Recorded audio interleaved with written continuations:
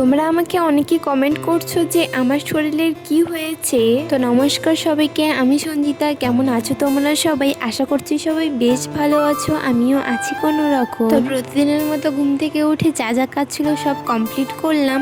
তো এখন না করব রান্না। তো বাবা না এই চাল কুমড়াটা নিয়ে আসলো বাজার থেকে কিনে, তো আজকে এটাই রান্না করব।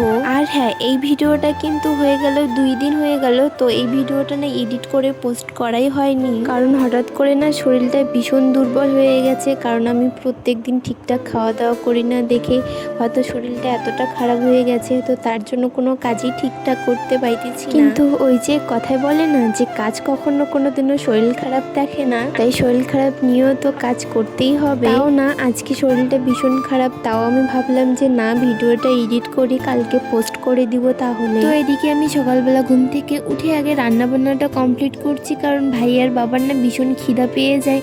তো ভাবলাম যে আগে রান্না বান্না করে কমপ্লিট করে রাখবো, তারপরে আজকে আমি পুরো বাড়িটা মুছবো। কারণ যখন আমি মোছা শুরু করব তখন না অনেক লেট হয়ে যাবে রান্না করতে গিয়ে। তাই ভাবলাম যে আগে রান্না বান্না কমপ্লিট করে রেখে তারপরে বাড়িটাকে মুছবো। তো রান্না বান্না কমপ্লিট করে এখন আমি বাড়িটাকে মোছা শুরু করছি। আর জানো তো আমাদের বাড়িতে না 4টা ঘর, তো বাড়িটা অনেকটাই বড় বলতে পারো। তো মুছতে না অনেক টাইম লাগে, তার মধ্য দিয়েও তো আমি প্রত্যেক দিন মুছতে পারি না, কারণ এত বড় বাড়ি মুছতে না অনেক টাইম লাগে।